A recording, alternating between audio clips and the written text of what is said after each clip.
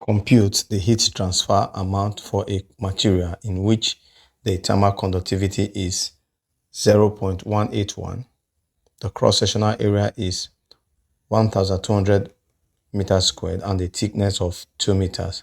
The hot temperature is 250 degrees Celsius, where the cold temperature is 25 degrees Celsius.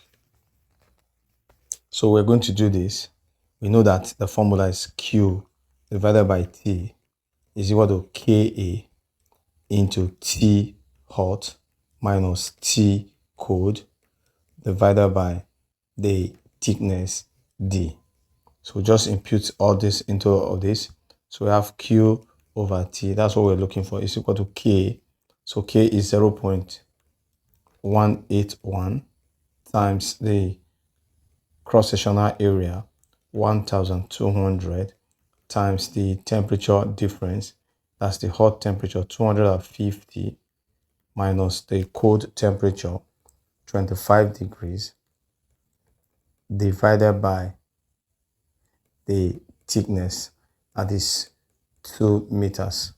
So Q over T will be equal to, so work out the numerator. So have 0.181 times 1,200.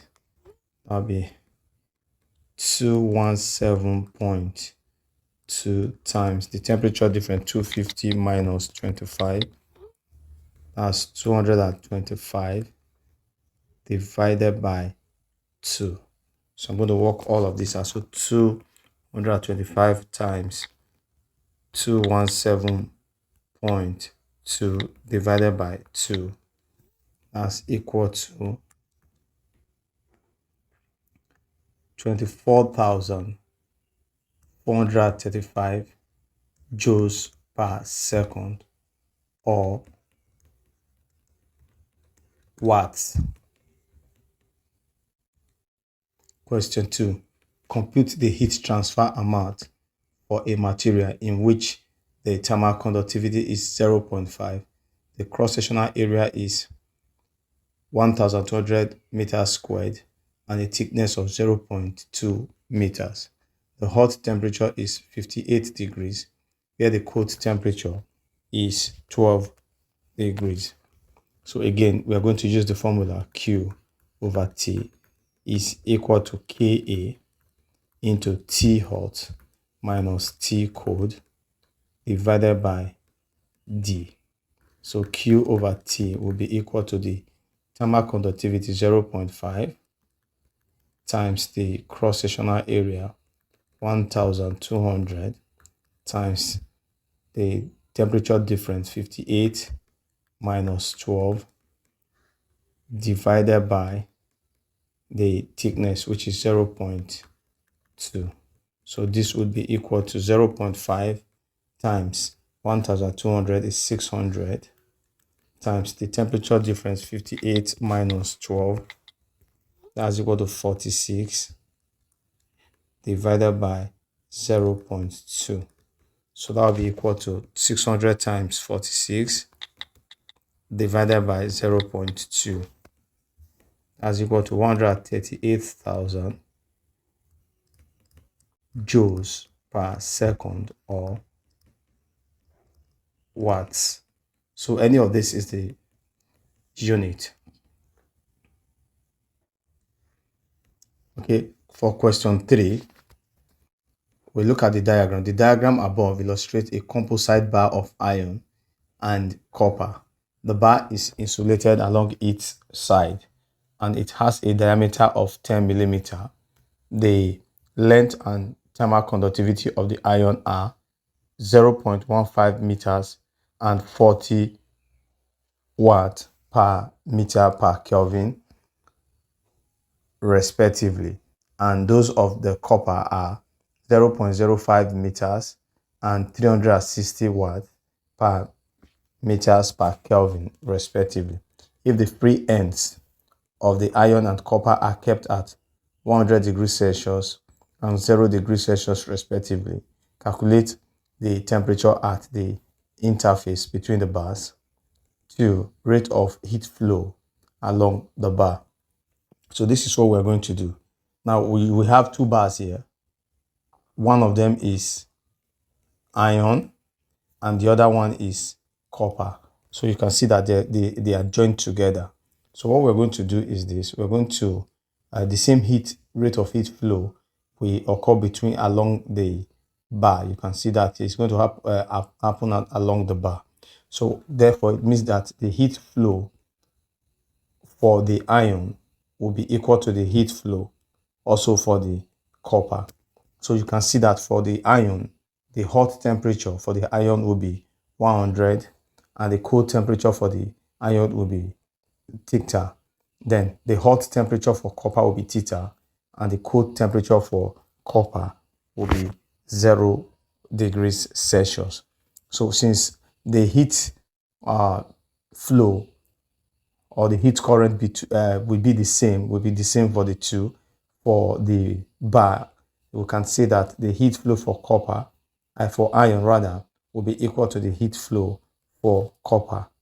So we are going to do this. So we know that Q over T is equal to Ka into T hot minus T cold divided by the thickness. So we're going to use this. So we apply it to both sides. So for the iron, we're going to get Ka. That of the Ka for iron is now because it's a composite uniform bar, then it means that the surface area of the iron and the copper will be the same.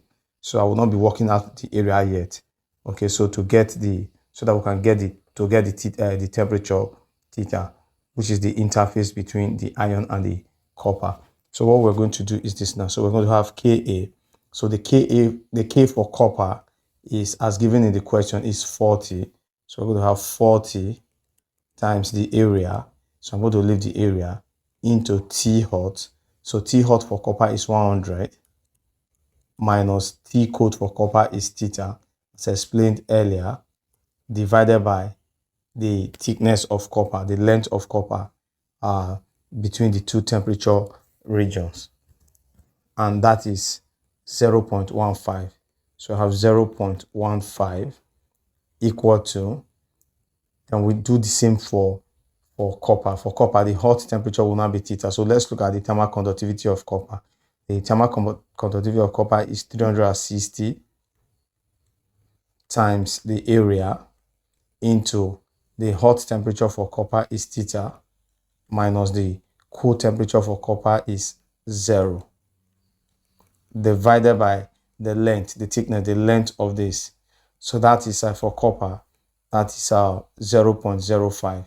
So 0.05. So what we'll do is we'll cancel out this will cancel out this.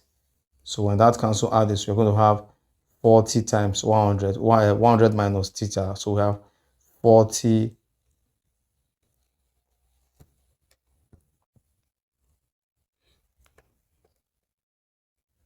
into 100 minus theta all over 0.15 is equal to 360.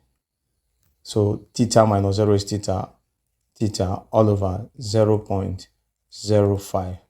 So if we open the bracket here, so we're going to have 40 times 100, that's 4,000 minus 40 theta all over 0.15 is equal to then 360 theta all over 0.05. So we can cross multiply from here. So we're going to have 0.05 into 4,000 minus 40 theta is equal to 360 theta times 0.05. Okay, from here we can open the bracket. 0.05 times 4,000, that's equal to 200. So have 200 minus 0.05 times 40 theta, that's 2 theta is equal to 360 theta times 0.05, sorry, rather times 0.15. That's equal to 54 theta. So we can collect lighting. We're going to have 200 is equal to 54 theta plus 2 theta. 200 is equal to 56 theta. So we can divide both sides by 56. So theta would be equal to 200 divided by 56. That's equal to 3.7 degrees Celsius. So that's the temperature the temperature of this point here. So that's the temperature we'll calculate there. So that's the part that answers the first part. So next we are going to answer the second part. So to calculate the rate of heat flow along the bar, we're going to use this. So we're going to do this. We're going to use this equation here. So we use the equation, then we'll use any of one for each of any of the, we can use that of the iron or that of the copper. So we're going to have Q over T is equal to K. So I'm going to use that of the copper. So the K for copper is 40. But before that, we need to look for the area, the surface area. So since it has a diameter, that means the surface area is going to be that of a circle. So that will be either pi r squared, or you can use pi d squared all over 4.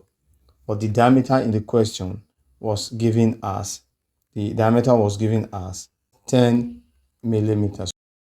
So we have to convert this to meters. So that will be 10 times 10 raised to the power 3 meters. Okay, so just multiply this by 10 raised to the power 3. So Q over T will be equal to Ka. So we can get the area now. So pi d squared over 4 as the area. So the area will be equal to pi as 22 over 7 times d squared. That's 10 times 10 raised to the power minus 3 squared divided by 4. So we can work this out, and that gives us 22. So that will be 22 times 100 times 10 raised to the power minus 6 divided by 7 times 4. So that will be equal to, I'll just work this out from my calculator. So I'll have 22 times 100 divided by 28. So that's 7 times 4 is 28. So that'll give me 78.57 times 10 raised to the power minus 6 squared meters. So we can input all of this into this to get our rate of heat flow. So that will be equal to, so I'm going to use that of copper. So the rate the thermal conductivity of copper was 40, of iron rather. Thermal conductivity of iron is 40. You can use that of copper if you want to. You can use this for that of copper times the area which we just calculated as 78.57 times 10 raised to the power minus 6 times the temperature change. So the temperature change will now be 100 minus the temperature we calculated was 3.7 at the junction as theta. So that will be the junction for copper, 3.7. Then close the bracket, divided by the thickness for that of copper, which is 0.15. So I'll just work this out. I'm going to have 40 times 78 exponential minus 6.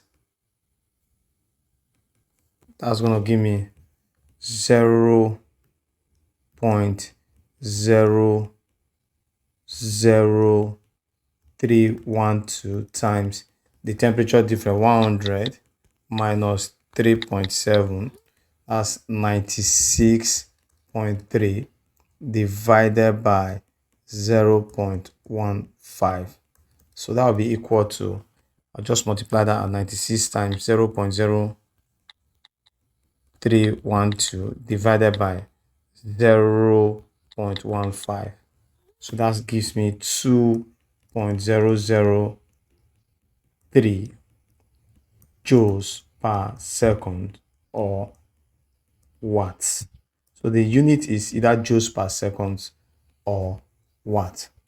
So that's all for this. And this question was adapted from WAEC past question 2021. So it's a WAEC past question. So there's the need for us to treat topics like this, because WAEC are trying to introduce topics that are a little bit advanced. And this is one of the series of the videos I'm going to be doing on topics that WAEC has have introduced into their examination. So we are going to look at black body radiation and some calculations there too, potential dividers. So do ensure to stay tuned to our channel, and if you have not subscribed, also ensure that you subscribe to the channel. Okay, so that will be all. Bye bye. See you next time.